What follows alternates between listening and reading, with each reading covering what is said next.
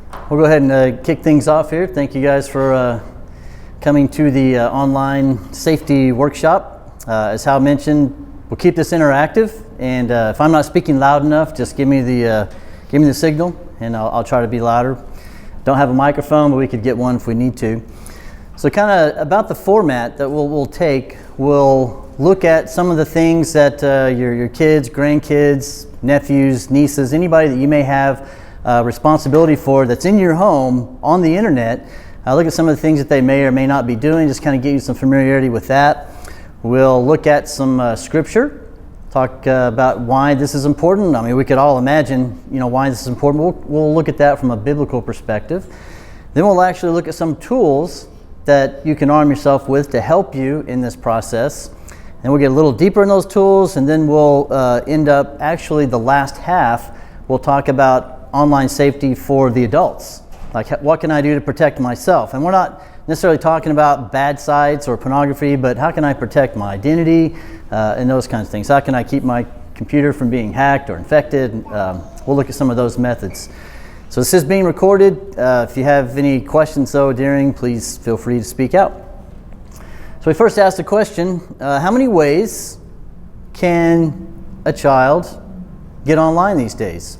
You're probably thinking of some of the most familiar things here, like cell phone, tablets, but there's things that you might not think of. Obviously there's school computers, which hopefully those are protected. Friends' computers, when they leave your house and go somewhere else, there's no guarantee that they're going to have the same things in place that you do in your house. Laptops and tablets, cell phones, e-readers, Nooks and Kindles and those sorts of things. Those have internet capabilities. Game consoles, your Wiis, your Xboxes, PlayStations, smart TVs, smart DVD players. Those come shipped now with applications that can access the internet. Things like YouTube and Hulu, Netflix. Some of them even have browsers. My TV, for example, I can fire up a browser on the TV and I can get anywhere I want on the internet because it's Wi-Fi enabled. It's on the net. You probably know about that. Smart appliances. So you may have heard the phrase the Internet of Things, or maybe not. All that means is that going forward, most everything will be internet capable. This clicker that I'm holding will be internet capable. Your refrigerator, if you buy a brand new refrigerator today, most likely it's going to have Wi-Fi, it's going to be on the internet. So the old joke about someone calling your house and saying, hello, is your refrigerator running? Probably won't get that, but your refrigerator may be checking your Facebook page, right? So just things to be aware of. There's lots of ways for a child or teenager to get on the internet. And believe me, they're smart. They will figure these things out, and they will try and take advantage of them. Not because they're trying to be sneaky necessarily, but just because the internet's this vast, wonderful place of knowledge. So it's just simply is no way that you can keep up with everything. You can't know every possible way your child, your teenager, or your nephew or niece can get on the net. Yes? Baby monitors. So the company that I used to work for has made computers so small that you can weave them into clothing. Now this has tremendous applications. Think about a baby in a crib, right, who's wearing one of these onesies or whatever you call them. Is that the right term anymore? And woven into it is the ability to monitor breathing, monitor heart rate, and then report back. I mean, it's good applications, but wherever there's good, there's the potential for bad as well, right? And that's what we want to talk about and be aware of today. But there's no way you can cover all your bases. So even the tools that I'm going to talk about today, you'll hear me say this over and over again. Nothing is 100%. Nothing is 100% foolproof. Nothing takes the place of you as a human knowing what your kids or relatives are up to. Does that make sense? I'll give you some tools, but don't think that these tools are going to take the place of human interaction. It's just impossible. All right, a little bit of a test today. Let's see what you guys can recognize just by the logo, okay? Shout it out if you know it. What's this? Facebook. Yeah, I started with some low-hanging fruit, didn't I? Everybody knows what, and that's just a letter. Can you imagine being so popular worldwide that, yeah, I'm that letter right there. That's me. Everybody knows who I am. What about this one? Twitter, another easily recognizable icon, right? Instagram, right? All you know about Instagram? Are you aware? Now, Instagram is a photo sharing app. I can take photos on my phone. I can share them, post them. It's a wonderful tool. I used to be on Instagram quite a bit. Did you know that Instagram comes geolocation enabled? Well, what does that mean? That means your phone has a GPS in it, and when you load Instagram on there and take pictures, it records your location. Now, anytime you hear me say the word geolocation, I want you to automatically think predatory risk. Okay? Not for us, not for adults necessarily, but for our kids, especially the younger kids. And there are young kids using Instagram, and if they're using it, snapping pictures, and it's recording the location and sharing it with the world, that's a predatory risk, right? If I'm a predator, I'm not just out lurking around the school grounds. I'm on the net. I'm on these apps, and I'm trying to be aware of what other kids might be on the app as well. Facebook and Twitter also are geolocation enabled, or they can be, okay? And again, these aren't bad tools. They can be used for good.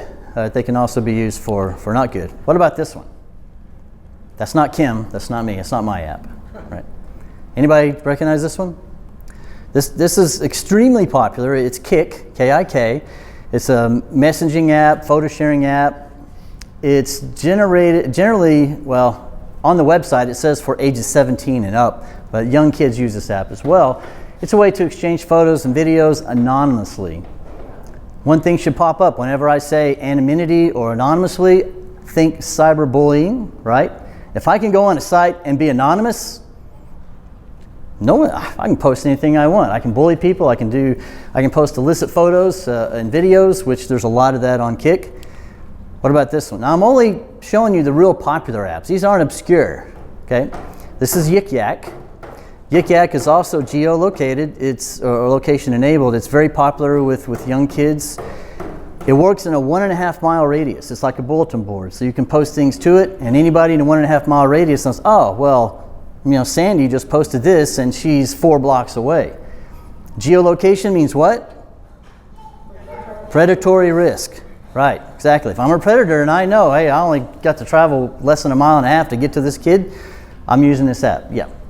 As far as the geolocation, the sponsors or the people who put out these apps, is that information that they sell to someone, you know, okay, these people are going to this place? What's the value of that information for a non-predator, for more of a consumer side of things? Okay, so there's a couple of values to that. One, it's just fun. I mean, if I check in on Facebook, or sometimes Facebook will do that automatically for you, right? Hey, Kim checked in, you know, Greece or wherever he is. I've never been to Greece, but you know, that's kind of a fun thing. Second thing is, when you sign up for these apps and you click agree, and you fly through the stuff nobody ever reads, unless it explicitly states in that language, we will not use or sell your information, then they're probably going to use and sell your information. Now, is it to predators? No, that's probably not happening. But maybe not firsthand. But by the time it gets down to 3, 4 people, who knows where that information is ending up, right? So we just want to be careful. Now, you can go in when you're young kids or teenage, and when they're using these apps, you can disable geolocation. That's something you can do, and it's something you may want to do, especially if you have younger kids. What about this one? It's very popular. This is a Facebook app. Anybody know how many apps are on Facebook? So I did a little digging. It's amazing. So 2010, 6 years ago, there were 550,000 Facebook apps. Can we keep up? Can I keep up? No, that's impossible. 2 years later, in 2012, there were 9 million Facebook apps. I couldn't find a stat for 2016. I don't think anybody even knows how many apps are out there for Facebook. Not all of them are bad, right? This particular one, this one with the D here, it's called Down to Bang, right? Let's just be very honest and explicit here. I'm not going to try to sugarcoat this. It is what it is, right? It's an app on Facebook where you can find other Facebook users who want to engage in sexually explicit activity. And you know, how many kids are on Facebook and have access to these apps? There's a lot. How do you know what apps they're using unless you're involved, right? You're actively involved in the lives. Now, you can't just say Fess and tell me you know what this one is. It is called Fess, but it's an app that's no No student or no teachers, no adults, just students. So it's a way to anonymously post crushes you have on people and those sorts of things. Again, anonymity equals cyberbullying, right? It's one of the things you want to be careful of and wise about. And we come on down here to this one. This one you want to be aware of. Does anybody know what this is, by the way? So it's called Omegle. And on their website, this is their motto. It's talk to strangers. Exclamation point. Talk to strangers. So the things we instill in our kids from an early age, don't talk to strangers. Omegle says, talk to strangers. Okay? We want you to talk to strangers. There's a lot of illicit photos and videos on this site. And on the main site, the web page itself says, warning, this site is used by pedophiles. Oh, they give you a warning at least. That's awful nice of them, right? Omegle, again, these are the popular ones. I'm not reaching into obscurity to grab these applications. What about this one? This is called Periscope. It's a way to stream live video and audio from your phone. It's one of many apps that'll do that, but this is a popular one. Illicit photos, illicit videos, anonymity, all that exists there on Periscope. This one's really popular. I see some head nods there. This is Snapchat. If you don't recognize the icon, you probably heard Snapchat. What's the thing about Snapchat? Well, I can snap videos, photos, I can string together a little timeline of movies and send it to my friends, and once they watch it, it disappears. It's gone. Is it? One thing I've preached to my kids from very early age on is that if it leaves your device and it goes to the internet, it is never gone, right? One of the things kids need to realize is, yeah, I'm sending this to my friends, and after they watch it, it goes away, but what's to prevent them from taking a screenshot and then posting that anywhere they want? This is also known as the sexting app by some who use it, right? It's not a bad app. Again, this app is neither good or bad. It's just an app. It's kind of fun to use. But you need to be aware of these things. Now, Snapchat actually was recently hacked, their whole database. So you think all this stuff goes away after your people you send it to watch it? It never goes away, and now that their database is hacked, all that information is in the hands of who knows who. I'm not going to go through the rest of these. I will point out the app, though. It's You Mentioned. It is, again, an anonymous way to post things about your school. In fact, on the front page is a quote. I slept with my teacher and got an A, end quote. Actually, it goes on. It says, what do you think he was grading? Okay. This is 12 and up, rated 12 and up. We can't keep up. We can't keep track. There's no way, it's impossible. I talked about 9 million apps for Facebook. That's just for Facebook. Okay. There's a lot of apps out there. Some apps are inherently bad, okay? Most apps are just neutral. They are what they are. They're just applications. And how do you know unless you physically pick up a device your child is using and look at them and investigate on your own? Does that take time? Yeah, that takes time. Yes, sir? What makes you qualify an app inherently bad? I mean, for me, just the fact that it's anonymous, already red flags, but I'm starting to see a day when I can be qualified as old. A teenager won't see that as there's no issue. I'm saying for you, what qualifies an app as inherently bad? So that's going to depend on several things. Let's just start way at the left. Inherently bad, doesn't matter what your age is, right? Things that are very explicit in nature, sexual, nudity, pornography. There's apps out there that devote themselves totally to that. I would say those are inherently bad. Other apps, I would depend on your age. Let's use one of these, for example, Snapchat. Really common. Is that something a 6, 7, 8-year-old should be using unsupervised? Probably not. Yik yak with the geolocation enabled? No. But when they're older, 15, 16, 17, you may change your policies as they age on what they can and can't access, what they can and can't enable. And we'll talk about some of this as we go along, but I don't know if that answers the question or not. Yeah, I just wanted to clarify what you were qualifying as inherently.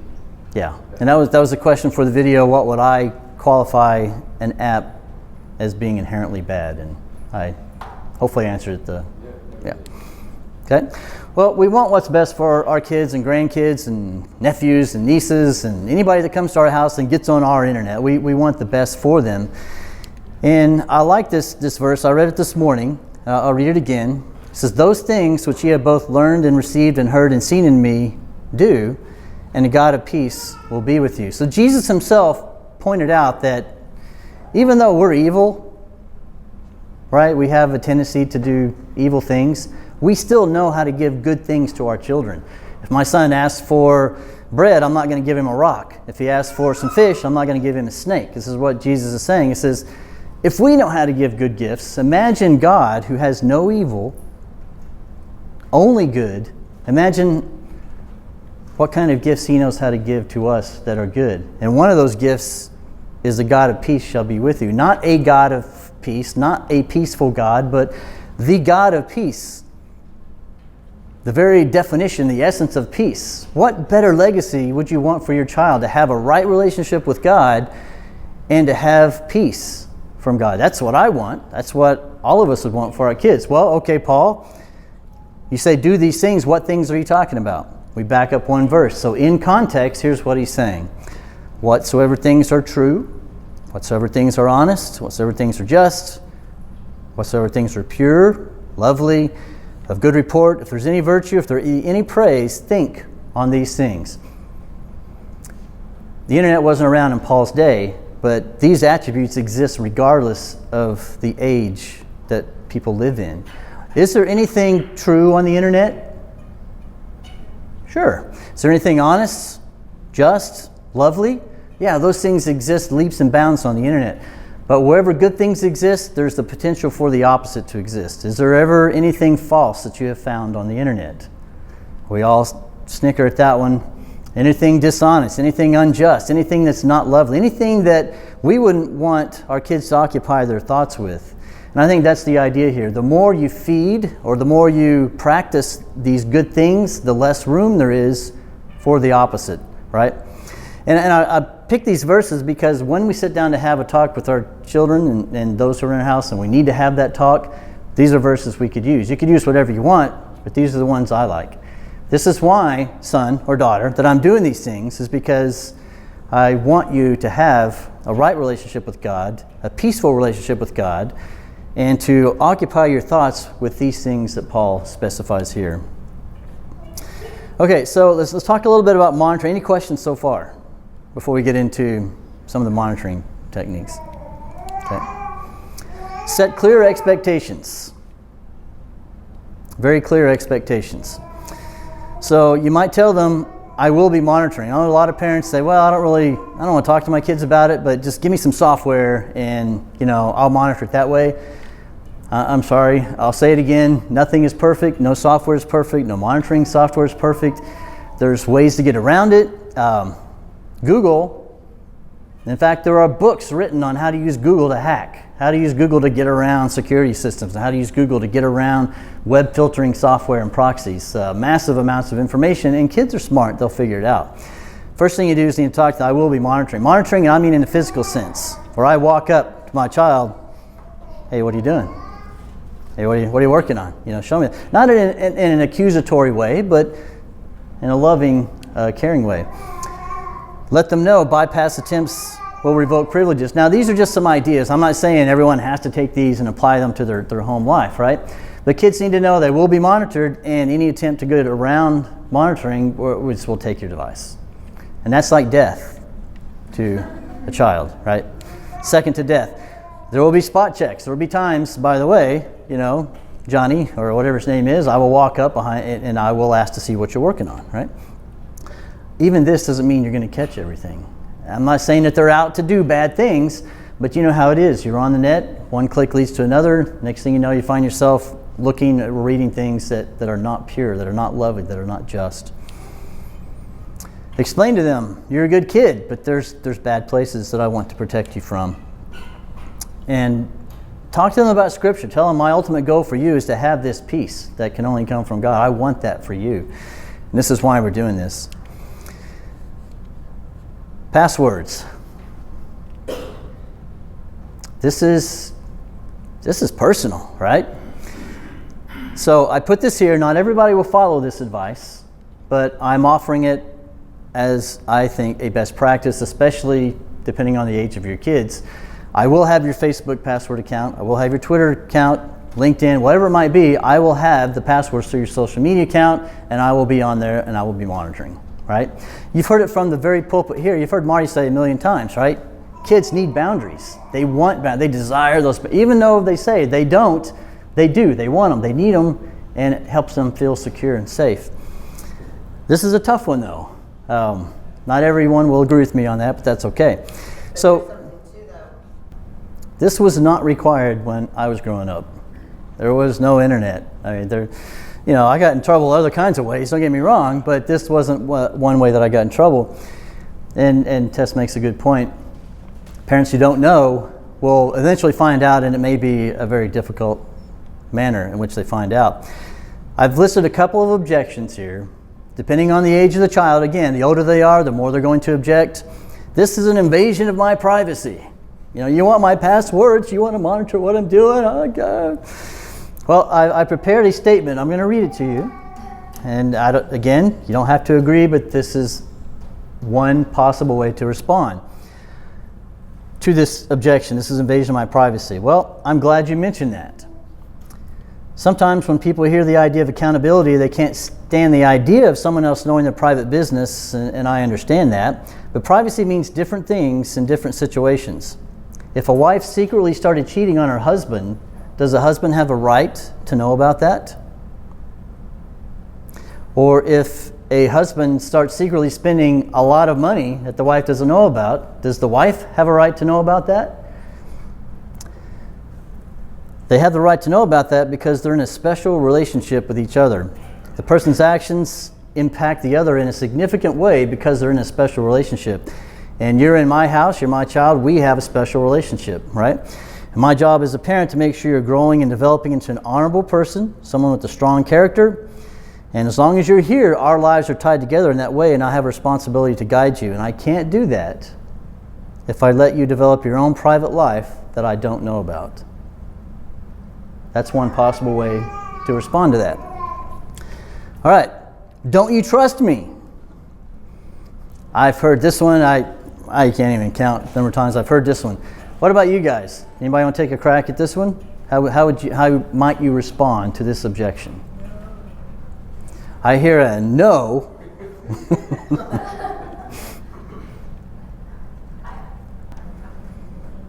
I like both these responses. My response, which I happen to write down, says, you're right, I don't trust you. Let's just lay it out on the table here, right? But it's for the same reason that I don't trust myself. Or anyone else for that matter. The fact is, the internet can be a tempting place for anyone. We lose track of time. We see something that makes us curious. One click leads to another. And suddenly we're reading or doing things that don't honor God or are not consistent with the kind of people that we want to be. So even if I thought you, my child, could handle any online temptation thrown at you, I would still want to know about those temptations so that we could talk about them. Even good people make bad choices. And, it's the time when we think we're the strongest is when we're most vulnerable. That's scriptural. I think the next verse here. Yep, 1 Corinthians 10:12. Let anyone who thinks he stands take heed lest he fall. And right here in the middle of this chapter in Corinthians, where Paul is talking about sexual immorality and the power of temptation, the promise in temptation, he sort of takes a pause to call us to humility, right? It's when we are strong that we should be thinking ahead about the times when we will be weak, when we will be tempted, when we will be eager to jump into sin. Those are the times that we need to prepare for that. It's the smart nation who builds its defense in peacetime, not after their borders have been invaded. It's the smart homeowner who buys insurance before the big catastrophe and not once the flood waters are rising, right? So while things are going good and while we are strong is the time we need to be planning and preparing for the times that we will be weak. And that's, again, something we can share with our kids. Okay, so a few stats, and then as promised, we'll get into some of these tools. There's a disconnect, it seems, at least according to this poll, between parents and kids, so especially teens. So teens spend an average of 5 hours a day online. Now this is dated by 3 years. I would probably up these values a little bit. but their parents think their kids only spend 2.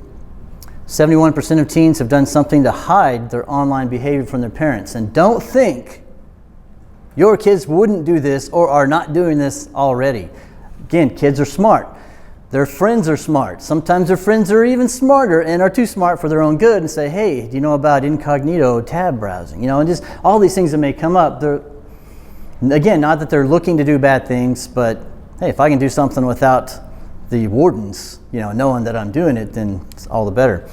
41% of teens say they check the social network accounts, not just every day, but constantly. You guys see this? I know you do. You see it all the time. Well, we live in a world that's like this. There's even a commercial I seen not too long ago where the guys just walk through the whole commercial. He's like this. And you would think, oh, it's a commercial condemning. No, it's a commercial commending. Hey, he's online. He's got fast internet. He can read while he walks. Congratulations. 45% of the teens say they visit a website they know their parents would disapprove of, yet only 24% of parents are aware of this about their children. 53% of teens clear their browser history to hide internet activity. 8 out of 10 parents don't know that they do this. Again, with incognito browsing, there's no need to even clear your history. You just fire up an incognito tab and your traces are pretty much covered unless you have other tools in place. So the question is, when you monitor, how do you do it? Do you start off with a strict posture with all the tools in place, or do you start off with a non-strict posture and just wait for them? Maybe they will never mess up that you know of, right? It doesn't matter. I don't care which way you approach it, as long as you monitor. When I say monitor, I mean the human aspect, right? As long as you're aware of what they're doing, the spot checks, the looking over the shoulder, to say, hey, give me that, give me your password. As long as you're doing that, that's really all you could ask for. The very first thing that we need to talk about, though, when it comes to monitoring is administrative rights. What do I mean by that?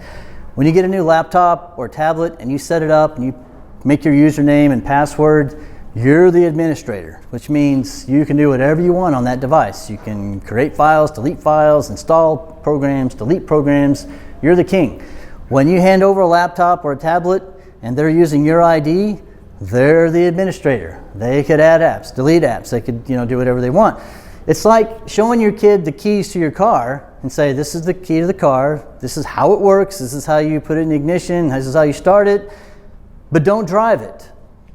Oh, and by the way, I'm going to give the key to you. Who does that? Who thinks that way? Well, when you hand over a device with full administrative rights, especially to a younger child, to me, that's similar to what you're doing. Okay, what can we do about admin rights? Fortunately, this is very easy to resolve. It's super, super easy. If you're on a Mac or a Windows platform, you give them their own user ID and password, but you just don't make them an administrator. And the newer operating systems versions actually have accounts where you can say this is a child. This is perfect. They didn't have this for years. This has been a much needed thing. This is built in your Windows or your Mac device. When you go in, you add your child there. I added little Timmy. Notice it asked me for an age. Well, Timmy's 4. So automatically this tailors security around a 4-year-old. So when he logs in with little Timmy and his password, the Mac knows, oh, I got a 4-year-old using me now. So here's the boundaries I'm going to place automatically around what a 4-year-old can and can't do. Now you can change that, you can customize it, all you want. So you define little Timmy, and here's some of the things built into the Mac that I think are very useful. What are you going to allow? Online gaming, email only to people in their contacts. You can restrict web activity. Here I have an example here. So here's a 4-year-old. I put each site that I want little Timmy to be able to go to. And that's it. Can't get anywhere else, right? Through here, I can also specify which applications I want little Timmy to use on the Mac. I mean, you can lock it down pretty good. And again, this is free. This is built in your operating system. You can put time limits on it. So weekday, no more than, whatever, 1 hour, 2 hours a day. And when that hour is up, even if it's 30 minutes here, 30 minutes there, you can't get on the machine. You talk about irritating a 4-year-old, this is a way to do it right here. Or a 6-year-old or a 14-year-old, trust me. Just, not that you're trying to irritate people, but you want to limit, right? Weekend time, maybe they go a little more on the weekends, and then bedtime, 10 p.m. to whatever, this thing's not going to be usable, right? I love that feature because given the opportunity, a child's going to be on it all night. They can't make that decision for themselves when enough is enough. Many adults can't do that either. What's that? You do that on an iPad?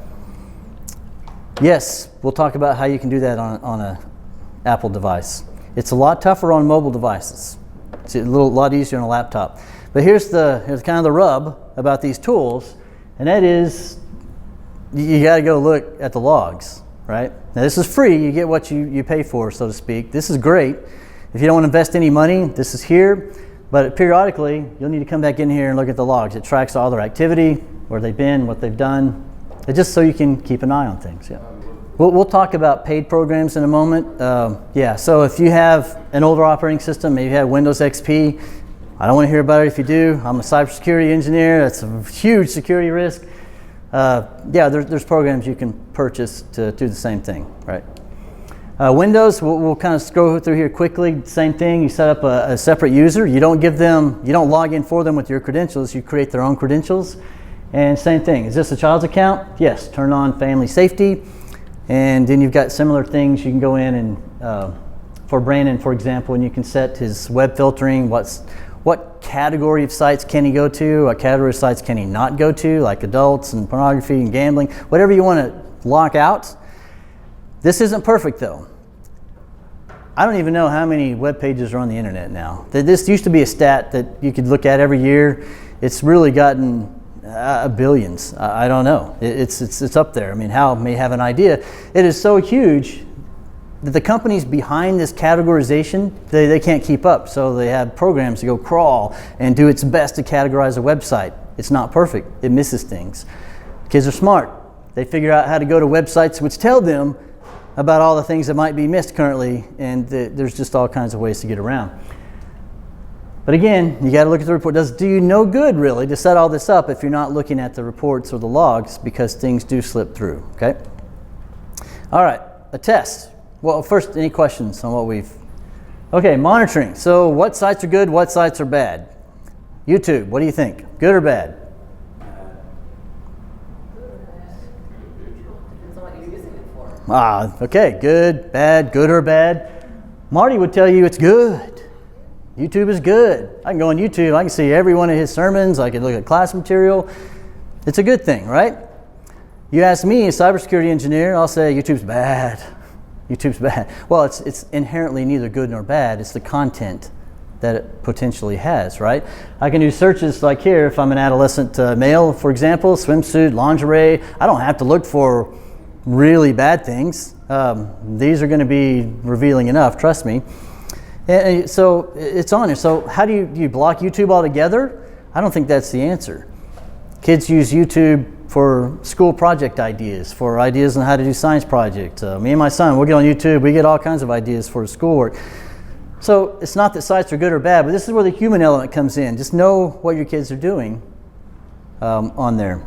Does that mean work for us though as adults? Yeah, I'm sorry. As if our day wasn't full enough. But this is the way it has to be. There is no electronic babysitter that can take the place of you. Okay, mobile devices, talking about tablets, Android, iPhone, whatever it might be. This can be a little tougher, but if you have an iPhone, we'll start there. So again, talking about those administrative rights. iPhone doesn't have the concept of, I got a 4-year-old user on it now, or I got an 8-year-old user on it. It thinks it's you all the time. So what do? This may be a little bit of a hassle, but before you hand that phone over to that child, you can go in to restrictions. It's in general settings.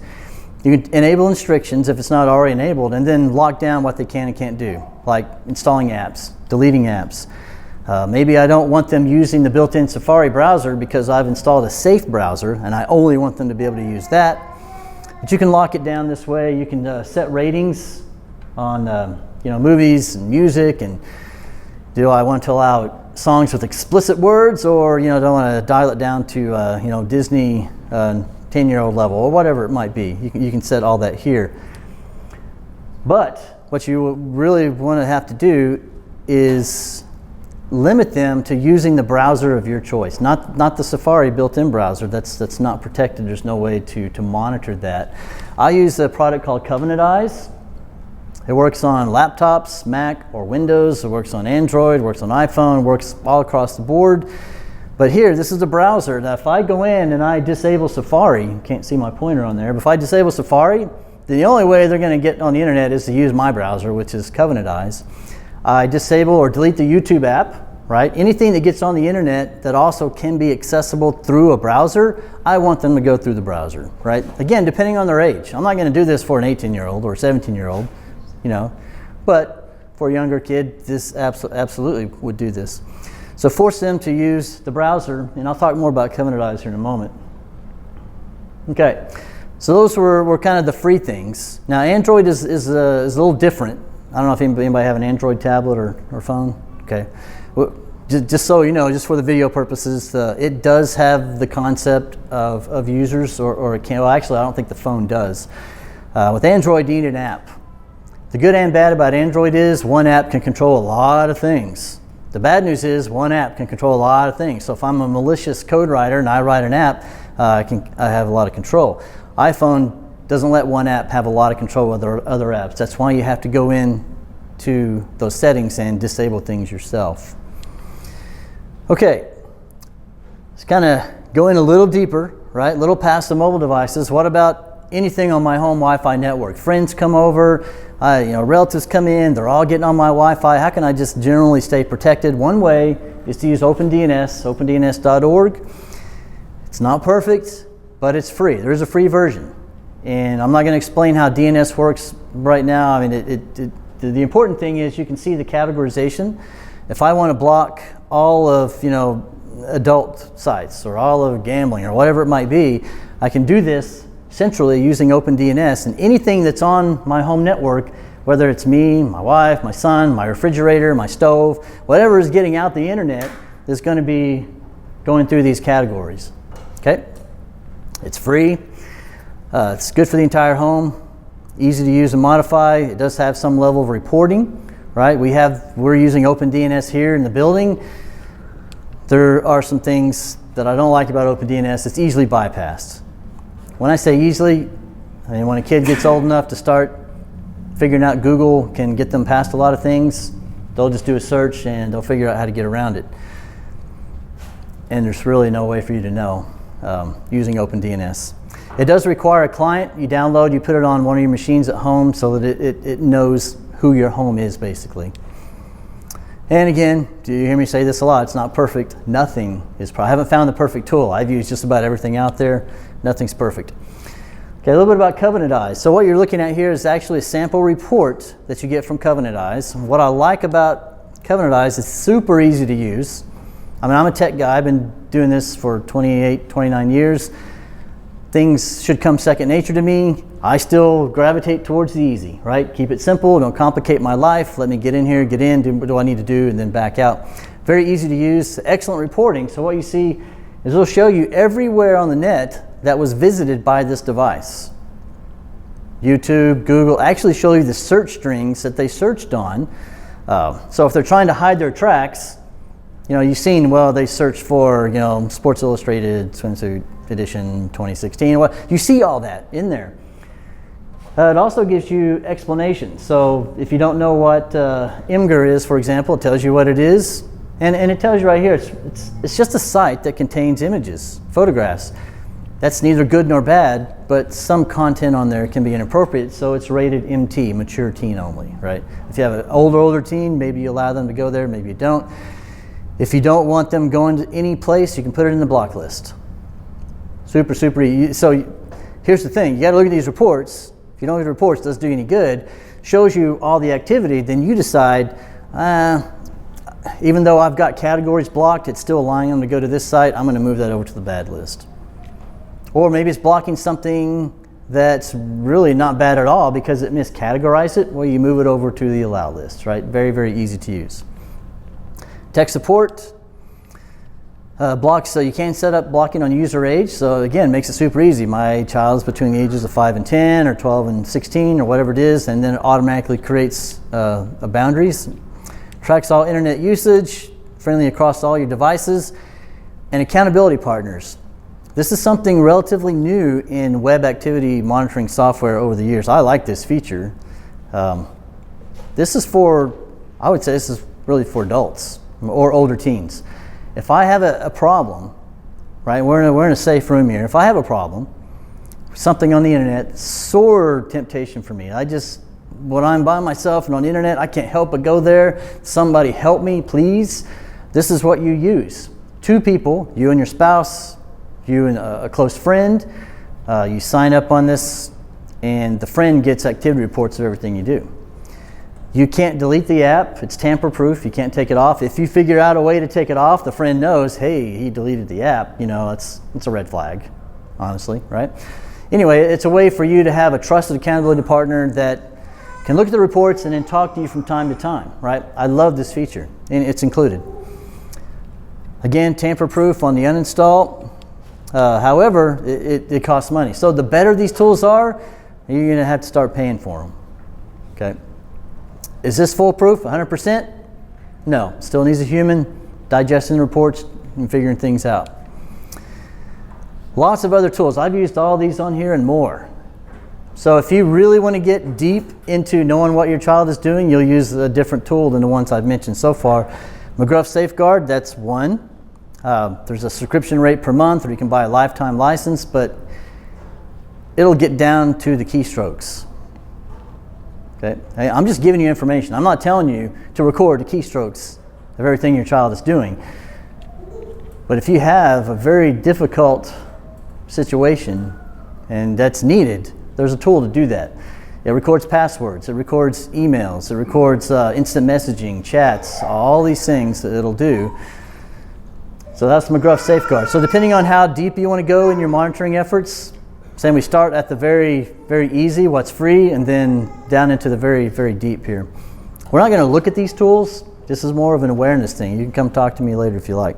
Any questions before we move to the next session? All right, so that section was pretty much for, okay, how do I get started in this whole monitoring thing, kind of be aware of what's going on the internet, especially in my house. When they get old enough to get their own cell phone and are on their own, if you decide to put software on there or not, you know, by that time, probably not. You know, you're on more of a trust model, but you still monitor. You still always monitor, right? Until that kid is gone, I would say. Although if they're still living at home at 26 and you're looking over their shoulder, that might be a little awkward. So, okay, so the rest of this is really more, it's for adults, but what I want you to do is take this information and share it with your kids as they're old enough to understand it, okay? 97% of all malware infections on your electronics happens one of two ways. One's through email. Somebody clicks on a link or clicks on a file attachment, right? And it happens to be an infected file. Now you're infected. Now the viruses of old, the viruses of yesteryear, they were just annoying. They would get in your contacts and send emails to everyone. Ha ha, it's so funny. That's not the viruses of today. That's not the malware of today. They want your identity. They want your financial information. They want money, right? It's a financially driven market. So it's very, some of us, you know, as I get older, it's like, at this stage of my life, my credit's ruined, I'd probably be okay. But what about my 16-year-old or my 20-year-old, my 21-year-old? I don't want them to have to go through that and have the rest of their life with this. So let's talk about phishing. Phishing with a PH, right? We're not talking about phishing with a pole, but phishing in the sense that thieves are out there phishing for information. They want to get as much as they can and use that for financial gain. Here's an example of an email. You probably get these all the time. I don't get as many as I used to because through work we have a really good filtering software. Just some things to note and some very simple rules I'll leave with you, right? We'll look at 3 rules on this page, but just because something has a certified logo doesn't mean it's an authentic email. This has the Visa logo. This is not from Visa, right? There's some telltale signs that we can look at. One is, dear value customer. If Visa sends you an email, they know your name. They're going to be more personal. It's going to, either that or it's junk mail and they're just trying to solicit, right? Either way, probably throw it in the trash. So that's the first thing. So what does the salutation look like? Is it personal? Is it to me, or is it dear customer or dear sir or dear madam or something like that? dead giveaway. Look at the construction of the English. If you're not so good at English, I don't know. You might not be able to spot this, but a lot of these come from foreign internationals, and the English is just choppy. It's very bad words that just don't make sense. Visa would never do that. They've got proofreaders who proofread them, who proofread them, who proofread. It's going to be professionally worded, right? And then we look at the link here. I don't know if you can see that on the screen, but there's Visa at the beginning, Visa at the end. If you're just glancing at it, okay, yeah, I guess that's Visa. That's not Visa. That's visa-secure.com. That's not Visa. It's not visa.com, right? It's something else with Visa in there.com. I'm not clicking that link, right? No way. And then there's the telltale sign there at the end. Urgent action is required. You got to click this today, right? Visa would never do this. MasterCard would never do this. Your bank would never do this. Click here now, or your funds are going to be lost, or your credit card's going to be terminated, or you're going to be fired from your job, whatever it might be, right? There's never an urgent call like that coming through email from a legitimate company. They won't do it. You will get a form letter. You'll get an official letter in the mail. You may get a phone call, right? Be aware of those too. But rule number 1, just don't trust. Now, here in this building, in this body of believers, we trust is a good thing. We want to be trustworthy. We want to trust other people. When it comes to internet, that's my number 1 rule. Don't trust anything, especially if it comes from someone that I'm not expecting it from. I don't trust it. Does that make me cynic? No. I'm a cybersecurity engineer. I have to, you need to be the same way, right? Don't trust. Number 2, don't click. Please. If you're not sure, don't click. And we'll find out why in a moment, why just clicking can be, that's all it takes, okay? Number 3, look at the link, which like we just did. Look very closely. Is that visa.com? No, I'm not clicking on it, right? Remember the delete button? It's there for a reason. I use it all the time. All right, let's look at one more email. And I don't know if you can see this very well, but here at the top, the email account, it's missing the A in Amazon. And again, if you're just glancing at this, well, it looks like a legitimate email from Amazon. Well, it's not. It's missing an A up there. Again, does this require time on your part to carefully scrutinize? Yeah, but it can save you a lot of heartache in the end. And again, we have the familiar, dear client. Right? Amazon's not going to send me an email. They know who I am. They have all my information. They have my credit card information, right? They're not going to be that informal. And then a very, very important rule, hovering can be a bad thing if you're a person. We all know that kind of person who just kind of hovers, lurking in the shadows, kind of creepy, right? No, hovering on a computer is good. Take your mouse, move it over the link. Don't click. But just hover, and the system will pop up with the true link that it's going to. So on paper, it looks like that's going to Amazon.com. That's valid. That looks valid to me. Well, that's what it looks like. But when you hover over it, see what the real address is? Redirect.kereskedj.com. I don't know what that is. Hover. Hover is your friend. Hover, hover, hover, right? Before you click, hover, please. And then, as I mentioned, delete. What about this one? So it's not just email. So now we're actually on a website, right? This got the Facebook logo, got the right colors. The font looks like Facebook, but look at the URL, facelook with an L. And it's not even facelook.com. It's facelook.somethingelse.com, right? If I've made it this far, what rules have I violated, the ones that I just gave you? All of them. That's exactly right, right? I didn't look closely enough at the link. I trusted it and I clicked it. And now I'm here at this site and I am literally clicks away from being compromised or having my identity stolen because I'm not taking the time to look. So if you happen to make it this far, you're violating the rules, right? What about this page? And since you can't see everything, I'll read up there. The address is www.forbes.com. And this is what comes up. It's passed one test already. It's Forbes.com, right? That's where I wanted to go. Is there anything, am I okay? Am I good here? You guys know this is a trick question, so you're not saying anything, right? Well, couldn't you just do a search what pops up, and if it doesn't match that. Sure, you could do that. Maybe that isn't their address. Maybe someone else got that before they did, although in Forbes' case it wouldn't be the case. But a lot of sites have to do a dash something because someone else has the domain they wanted. That's a good point, right? In this case, that is their address. However, this page is infected. You can't see it. It's invisible. You're never going to know unless you have some tools in place, and then maybe that right there in that little area where I'm pointing, that little 1 pixel by 1 pixel area, there's code behind that. It's called JavaScript. And when you loaded that page, that JavaScript came down to your computer and then called out and downloaded this piece of malware, that piece of malware, this piece of vulnerability software. I mean, it downloaded these droppers, is what we call them, and now it's on your PC and it's scouring your entire PC, and it's just going to hang out there collecting information and report it back to the criminal who hacked into Forbes and infected their site. Now you're probably thinking right now, how in the world can I protect myself against something that's invisible? I mean, I can't hover over anything to see what's there, right?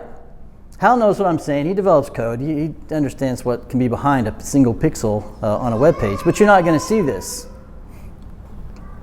Let me see what I actually wrote down here. So, well, it's very difficult. We're going to look at some tools that may help you, but again, no tool is what? Perfect. Nothing's perfect.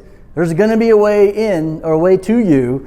It's not if, but when. Just expect it, even when something looks totally fine. I'm not trying to scare you. I'm just saying there's a way you can be gotten to, a way I can be gotten to, no matter what we do. All right, what about social media phishing? This is huge. Okay, I can't stress this one enough. Back when I was on Facebook a lot, I wish they had a button that says, I don't even know you. How many times do you get a friend request from like, who is this joker? Who is this person? And what do? 9 times out of 10, come on, be honest. We accept. Because the goal in life is to see how many Facebook friends you can amass before you die. Right? Is that the goal? I'm pretty sure no one 5 years after I'm dead is going to care whether I had 10 friends or 10,000 friends on Facebook. Actually, I don't think anybody cares now, right? So, big deal, right? But why is this mentality? We feel like we have to accept requests from strangers. When we teach our kids, don't talk to strangers, and then we get a link from a request from a stranger, and we go, sure, I'll be your friend, right? Okay, what harm is that though? What harm could possibly become in accepting a friend you don't know on a social media site? Let me give you a real world example. This actually happened. See if you can follow this, okay? It gets kind of a little bit convoluted. There's a criminal out there. He's an international from another country, not that that matters, but that's just where he happened to be from. And his job is to steal intellectual property from companies without them knowing it and then sell it on the black market to other foreign countries so that they can beat them to market with a product. Does that make sense? I'm going to steal your intelligence. I'm going to sell it over here. They're going to beat you to the market to make the product. I'm going to make money. They're going to make money. You're not. Here's what happened. Here's the way this happened to an American company. The criminal scoped out the company. Very innovative company. Came out with products on schedule. Every 18 months, every 20 months, whatever it was. So he jumped in that cycle and said, okay, I'm going to steal the next big thing that these guys are doing. So what does he do? Is it Mission Impossible time? Does he assemble an elite team of mercenaries and get in through the sewers and hack? No, it's Facebook time. That's where he started, was Facebook. He went on Facebook, he found the VP of the company, right? He had an open Facebook page, which means he could see all of his posts, all of his interests. He knew he was a lover of phishing, right? Not the PH kind, but the regular kind of phishing. He found out, he could see his friends, that was all open. He found his secretary. He went to LinkedIn, did a request on LinkedIn to be linked to his secretary. Did she accept? Of course. Again, the goal in life is to have as many connections as possible. So now he's LinkedIn, literally on LinkedIn with the secretary. And then he goes to Facebook again, sends a friend request to the secretary, says, hey, in the message, hey, I know your boss, right? Oh, you just accepted my LinkedIn request. Hey, I know your boss. What does she do? She accepts there as well, right? It's just the way people are. This, human nature.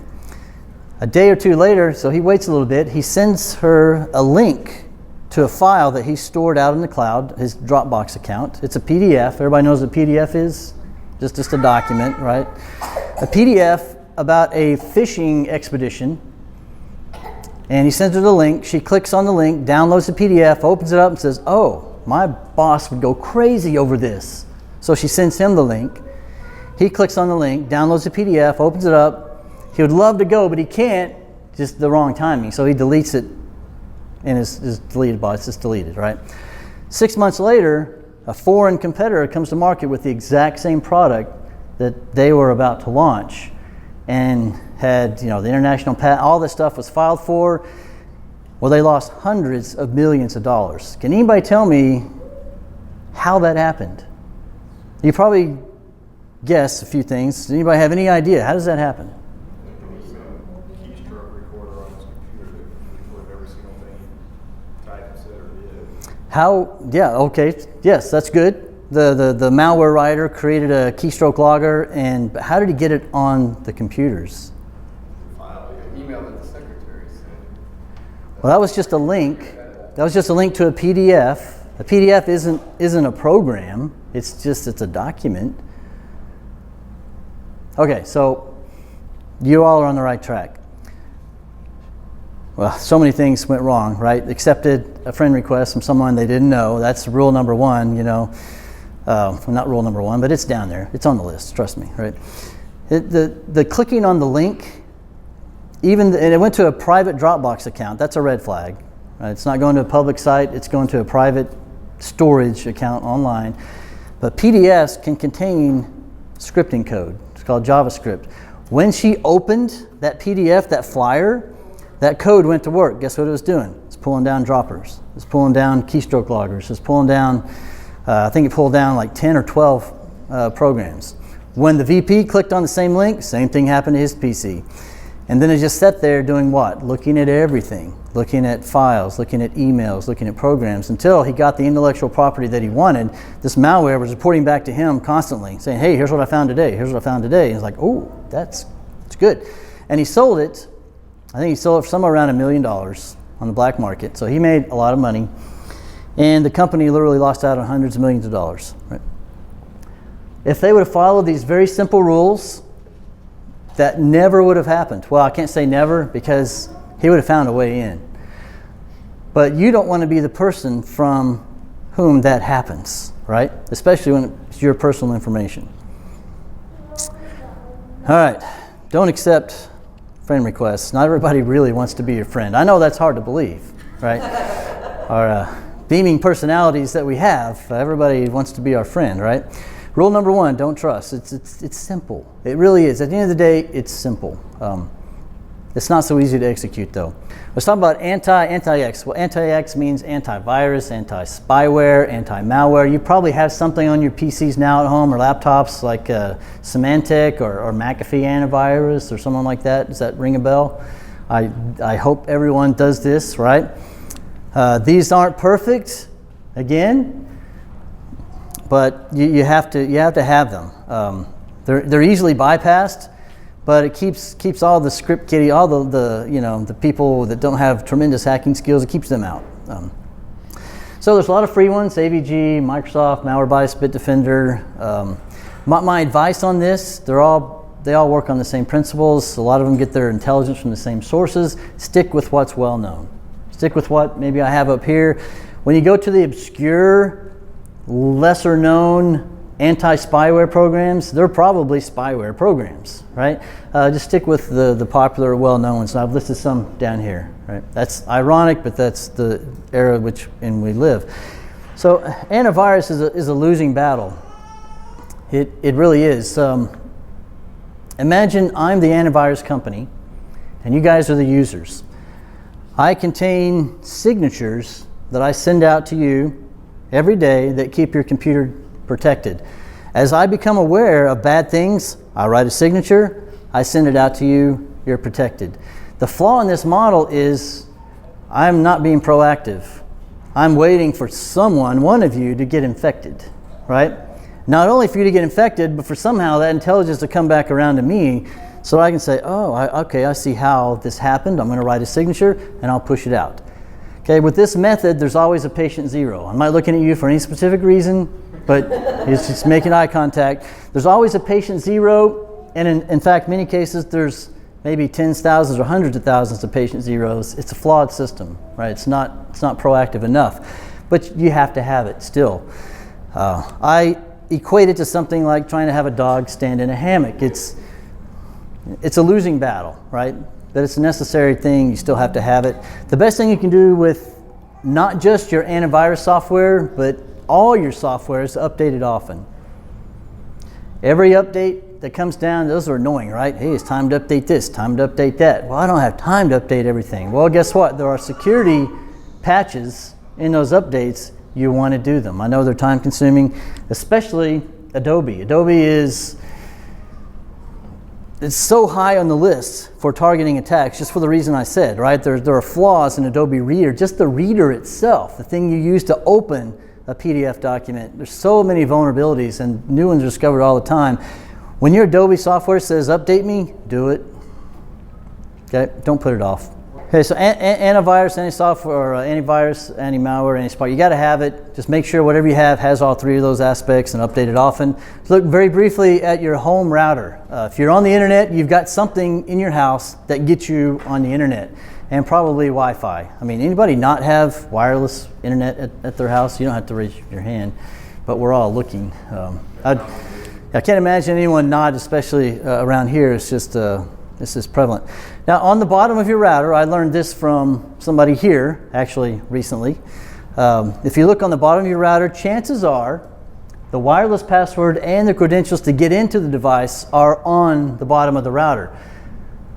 What are you supposed to do with this? Now, why is this a threat? Why is this dangerous for my Wi-Fi password to be on the bottom of my router? It's not like someone in the street's going to, hey, can I borrow some sugar, and run into your office and look on the bottom of your router, right? No, where does the threat come from? Something like this, even though you don't want to think about it. A friend, a neighbor, your 6-year-old. A little closer. The threat is within. It's already there, right? He said 6. I was going to say 8. Didn't know the exact age, but an 8-year-old can figure this out. An 8-year-old can figure this out. So what does this mean? Well, they can get any device they want on the network now. As long as you haven't what? Change the default passwords. This is easy. This is super easy, right? Everything has a default password. Change it. Don't leave it. Even if you don't do this, or even if you, well, let's say you don't do this, and even if it's not written on the bottom of your router and your children can't figure this out, all they have to do is Google it. As I mentioned, massive amounts of information have been written about how to use Google to hack things. This is very easy to do.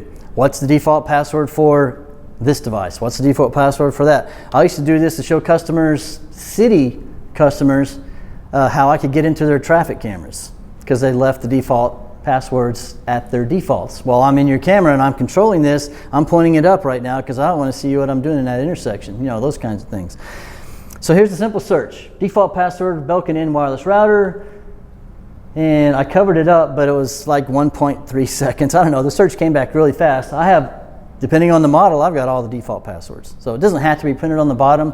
I can figure this out. I mean, when I say me, I mean your kids can do this. This is easy stuff, depending on their age. So change those default passwords. All right, last section here, look at briefly some other tools. If you're familiar with Safe Search, good for you. If you're not, enable it. It's really easy to do. Anybody know what this is? So in Google, which is there any other search engine? I mean, does anybody use anything else besides Google? I know there's other ones, but this is the predominant one. When you go to Google, and you're probably signed in, you probably have a Gmail account, right? Or you're on Google Hangouts or Google+. Then you look at the settings word right there at the bottom lower right. You go into settings, and you see that little checkbox there, turn on Safe Search. What that does, when you or your kids sit down and you're searching for things, it filters out obscenities from showing up in the search. Is it perfect? No, it's not perfect. Does it weed out a lot of bad? Absolutely, it does, right? And if you don't believe me, try this. You go home, it's probably not enabled now. Do an image search on Inspector Gadget. That's a harmless kids cartoon. Or nuns, N-U-N-S. Okay, I'm doing a book report on nuns. I'm going to search for nuns. I've got a whole list of here. You can make the association yourselves in your mind, right? Without safe search, all that's going to pop up. And again, we talked about that curiosity factor. Well, I'm just looking to do a book report on nuns. What is this? Click, click, click. You know, it's too late. Chemicals done been reacted. Safe search, turn it on. Secondly, you probably all are aware of this, I hope. When you're on a financial site, make sure it's encrypted. How do I do that? Well, you look at the top there, the HTTPS, the S. Think of it as secure, right? Never go on a site and enter really anything of personal information that's not HTTPS. That means it's going into clear, it's not encrypted, anybody can see it. And is your information being watched?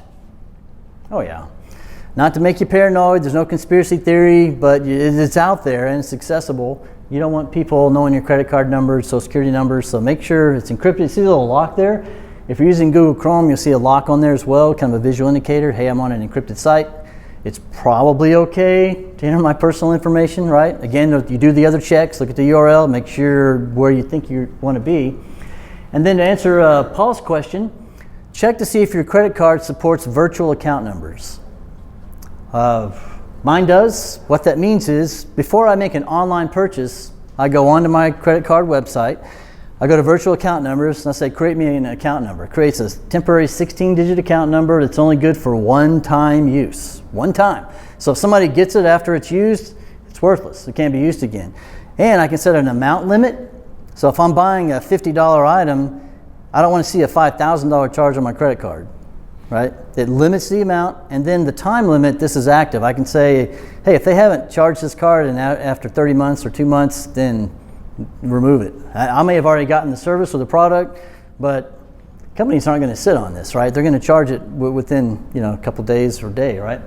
Anyway, that's one way to check, Paul, to your question, right? How can I do online shopping safer? This is the safest way I know of to do it. But if your credit card company doesn't have this, just check the wording in what they do support. A lot of them will say zero liability for online fraud. So that gives you a certain amount of confidence. I'm going to go shop, not have to worry about what they do with my credit card number. Now, is it a hassle? If they do something fraudulent and then you have to change your credit card, yeah, that's a hassle.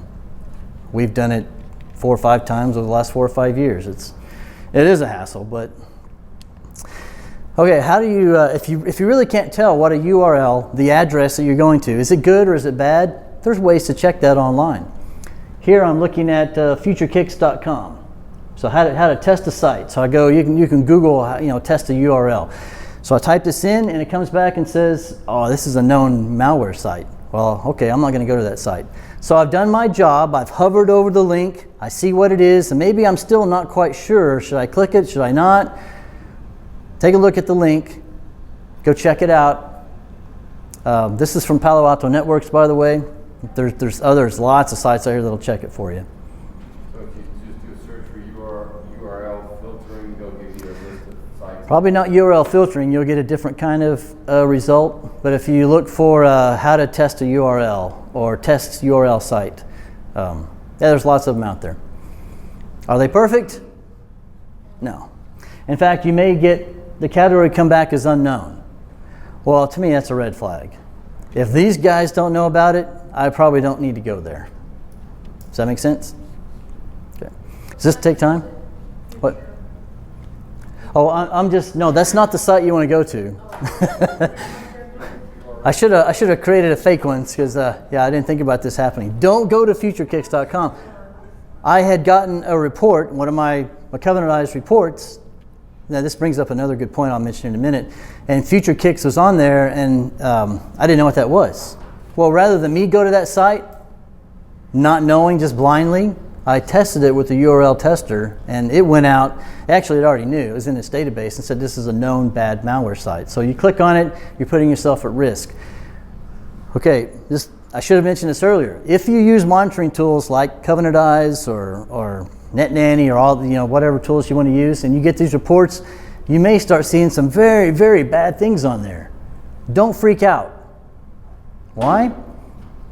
Because how many sites do you go to that has advertisements on them? Are those advertisements always good? No. But in order to pull that advertisement up, it's having to go somewhere, and that tracking software sees that call go out, says, "Oh, this call went out to, an adult site." Well, it didn't. Your kid's not really clicking on it. Probably, right? It's probably just the ad, especially if they're into gaming, online gaming, and they're in some forum trying to figure out, hey, how do I get around beating the monster on level 12 or whatever it might be. Those sites are riddled with advertisements that go to lots of bad places.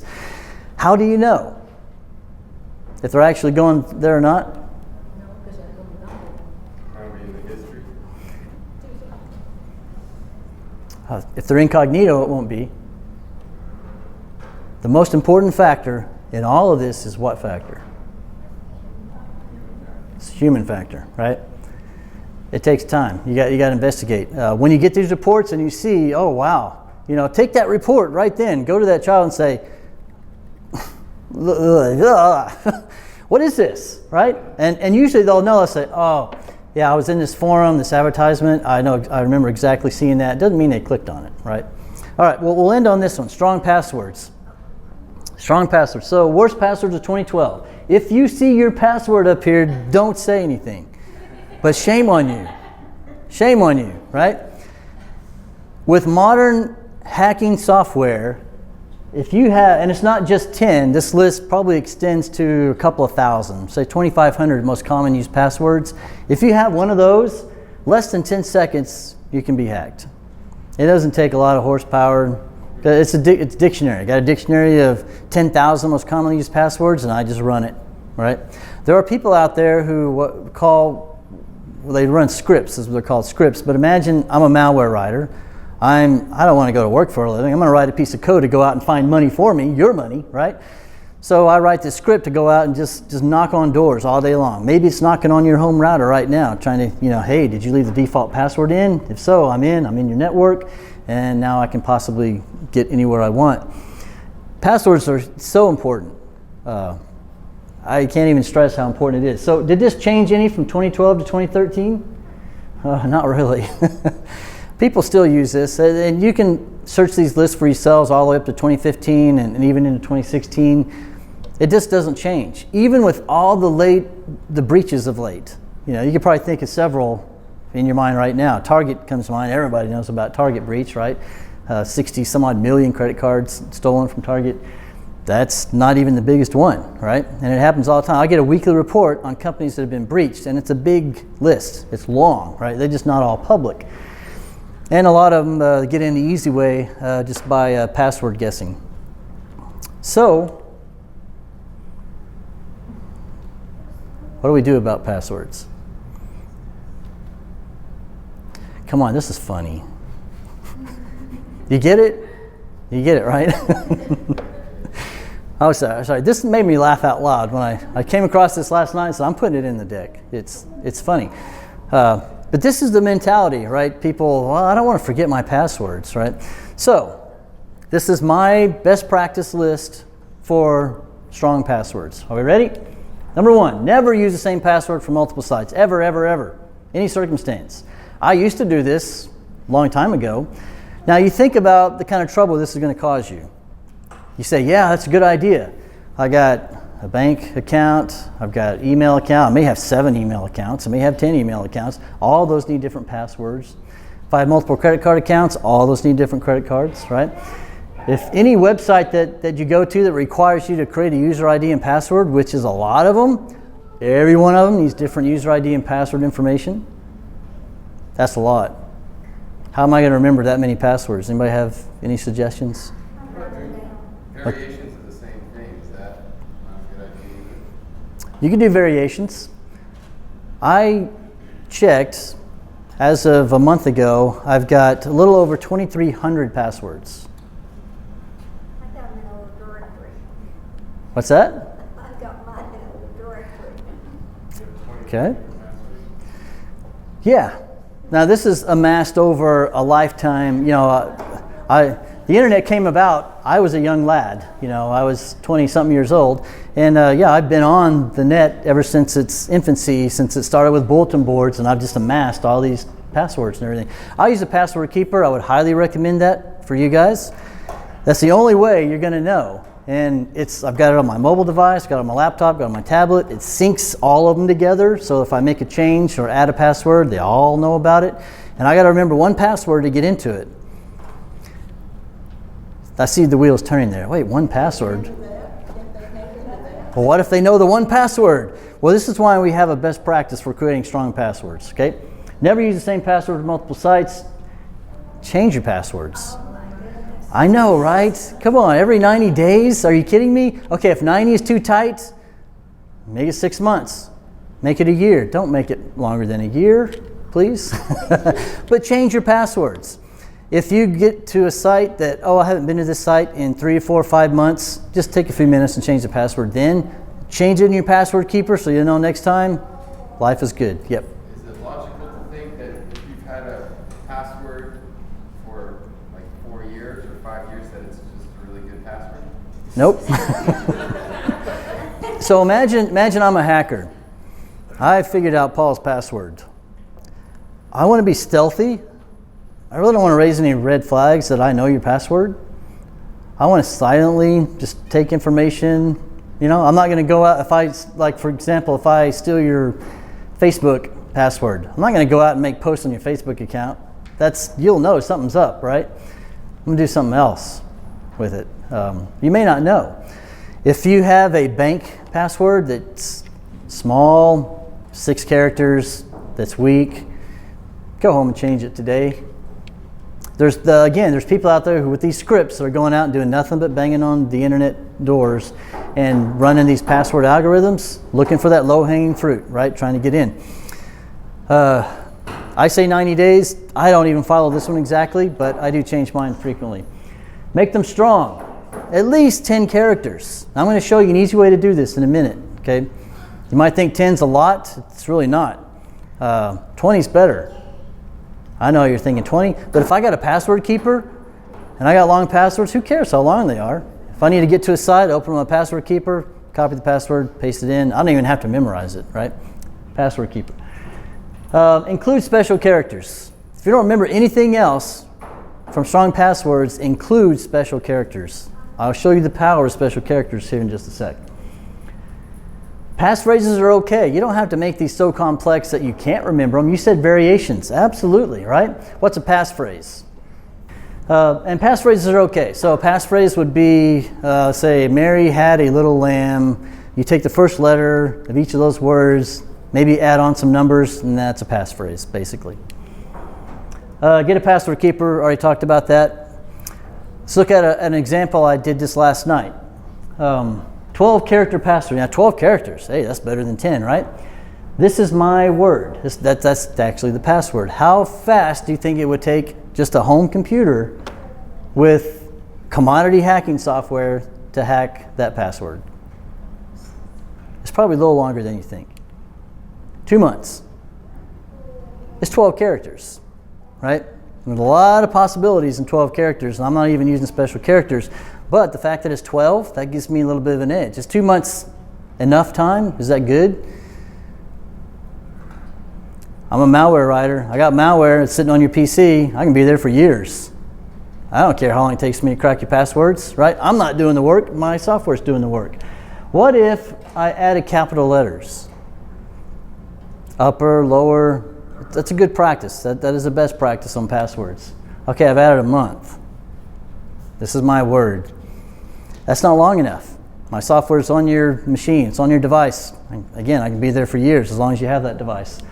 What if I change some of the letters with numbers? This is the most common way people secure their passwords. I replace an I with the number 1. I replace an O with a 0.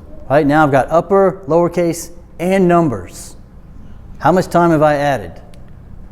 Absolutely nothing. Nothing. And this is the number 1 way people secure their passwords. It doesn't work.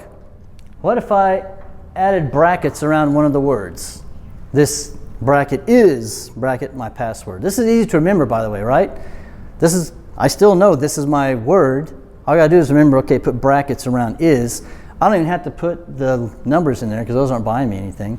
But just by adding the brackets, it's gone up to 61 years. For a regular home computer, with commodity hacking software to crack that password. Is that easy to do? Is brackets easy? It's easy. Use brackets. Brackets are your friend, right? When it comes to passwords, yeah. When it says, do you want me to save your password?